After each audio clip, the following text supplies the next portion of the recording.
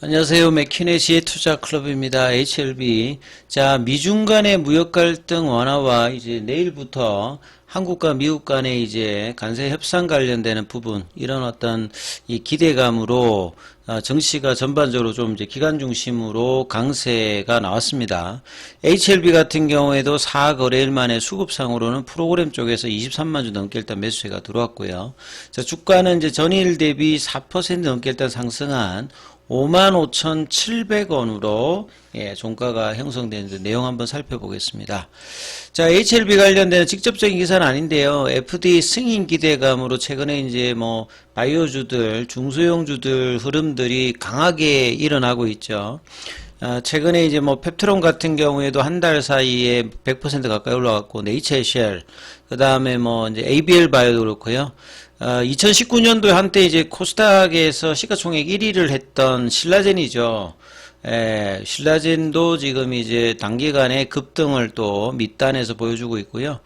HLB 같은 경우에는 한 달 어떤 등락률이 3월 21일부터 최근까지 보면 좀 부진한 흐름들을 여전히 좀 이어가고 있고요. 그 다음에 이제 브릿지 바이오 같은 경우에는 지금 이제 30% 상한가 제도 나오고 난 다음에 가장 많은 한가를 보이면서 계속 좀 부진한, 아침에는 조금 이제 반등세를 보였다가 다시 이제 부진한 흐름을 보이는데, 이게 공통적인 부분들이 다 이제 FDA 관련되는 승인과 그 다음에 라이센스 아웃 뭐 이런 부분들하고 연결되어 있는 종목들입니다. 내용을 좀 보면, 그리고 이제 25일부터는 30일까지 그 아마케 중에서 가장 이제 연중 제일 빨리 여는 게 이제 AACR이거든요. 그러니까 전임상이라든지 초기 단계의 임상 데이터를 발표하는 거고, 이어서 이제 5월달에 하는 아스코 같은 경우에는 상업성 관련되는 부분에 대한 어떤 주목들, 그러니까 초기냐 아니면 이제 피보탈 이상의 흐름이냐, 그 다음에 이제 10월 달에 이제 에즈모 이렇게 되는데요. 그래서 하회 모멘텀이 있는 상황에서 FDA 관련되는 종목들에 등락을 하고 있는데, 신라젠 같은 경우에는 최근에 뭐 차트를 보시게 되면 초기 종목입니다. 신라젠 같은 경우에는. 강한 흐름들이 이제 더블 정도가 지금 2주 사이에 올라왔는데요. 월봉을 보시게 되면 2017년도, 18년도 이때 뭐 대단했던 종목입니다. 여기도 이제 간암 관련되는 팩사백이죠. 항암 바이러스로 그 당시에 이제 면역 항암제 관련되는 병용으로 이제 뭐 암젠의 임리직과 더불어서 이제 팩사백이 항상 관심이 있어서 2017년도에는 한참 때는 뭐 10만원 가까이 올라가면서 시가총액이 좋았다가, 그 이후에 이제 삼상 관련되는 부분에 이제 중단 이후에 주가가 뭐 한없이 이렇게 빠졌다가 지금은 이제 뭐 몇천원짜리 시가총액이 여전히 이제 뭐 한 5천억대 정도 유지를 하고 있는 상황의 종목입니다. 이 종목 같은 경우에는 그 전거래일 대비해서 가격 잠포, 그 다음 박셀바이오도 이제 뭐 코로나 때 추억의 종목이죠. 한 40만원권까지 가면서 완전히 돌풍을 일으켰던 종목입니다. 이 종목 같은 경우에도 월봉을 보시게 되면 이 당시에 이제 코로나 기간이죠. 지금은 이제 뭐 무상증자이었습니다만, 예전에 이제 그냥 과거 기준가로 보면 거의 한 40만원권까지 갔다가 지금 현재 보면 이제 만원대 부근 밑단에서 지금 이제 단기로 지금 좀 올라오는 흐름을 좀 보이는, 그러니까 굉장히 이제 많이 빠져 있는 뭐 부분인데, 최근에는 특허 관련되는 부분, 신라젠 같은 경우에는 이 규모는 그렇게 크진 않습니다. 이 BAL 0891 관련되는 부분에서 35억 정도에 확보했다. 그 다음에 박셀바이오도 역시 이제 간암 쪽 관련되는 부분인데요. NK 세포치료제 관련된 특허 관련되는 등록으로 강함이 일어났고, 에이블바이오 같은 경우는 알테전에 이어서 4조대의 라이센스 아웃 관련되는 부분 이후에 이제 단기 급등을 한 달 사이에 올라갔고요. 펩트론은 이제 1112 관련되는 부분에서 삼상 결과를 상반기에 앞두면서 비만 치료제 관련되는 부분들이 급등하는 모습을 보였습니다.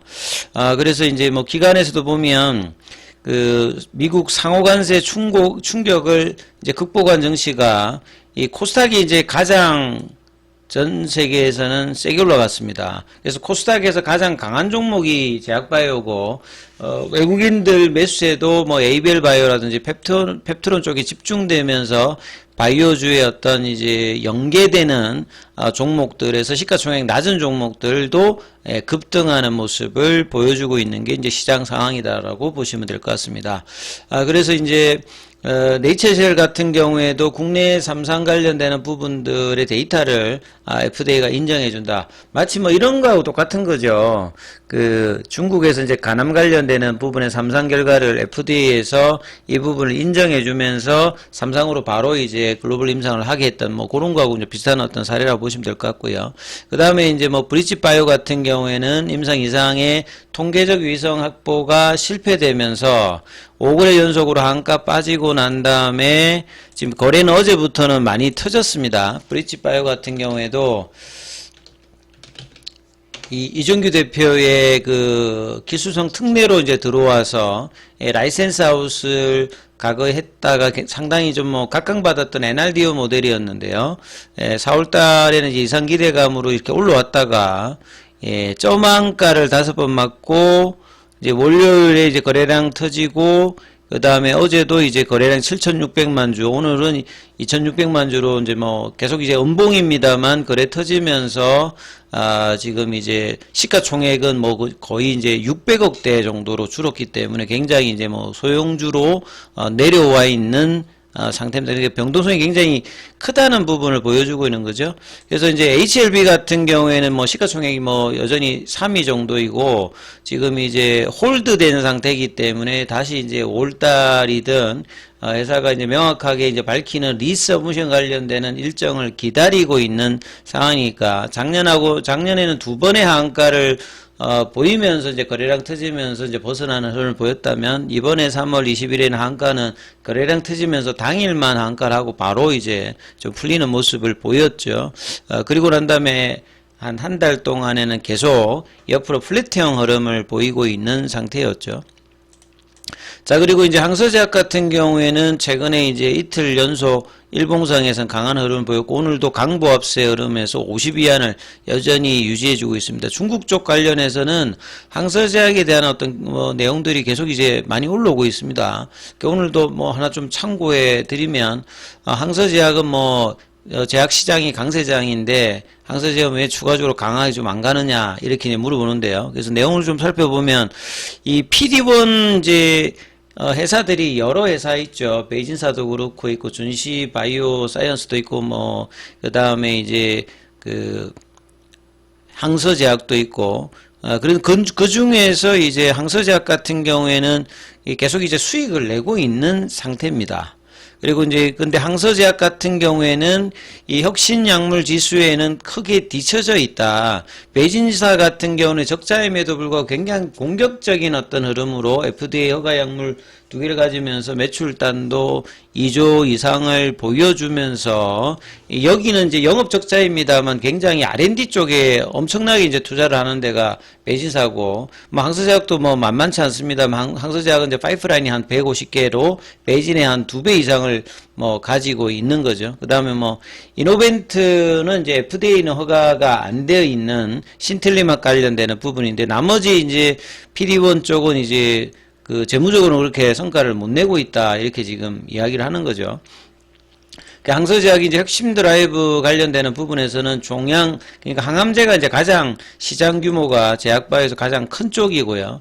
중국 쪽 관련되는 시장 규모도 상당히 커져 있다. 그래서 이제 가장 이제 항암제 라인에서 매출액이 큰 게 키투르다. 그 다음에 이제 옵티보거든요. 그래서 이 부분들 때문에 중국에서 면역 항암제 드라이브들을 걸면서 지금 숫자로 보게 되면 중국 쪽 PD1이나 PD-L1이 더 지금 많은 상태입니다. 매출은 좀 떨어져도 수적으로는 훨씬 좀 많은 상황을 좀 보여주고 있고요. 항서제약 같은 경우는 지난 2년 동안 이제 감내주막 관련되는 부분의 구체적인 어떤 데이터는 나오진 않았습니다만 이 연으로 본다라고 하면 뭐 캄네리주막 같은 경우에도 이 블록버스트에 해당되는 어떤 매출은 계속 만들어내고 있는 상황이거든요.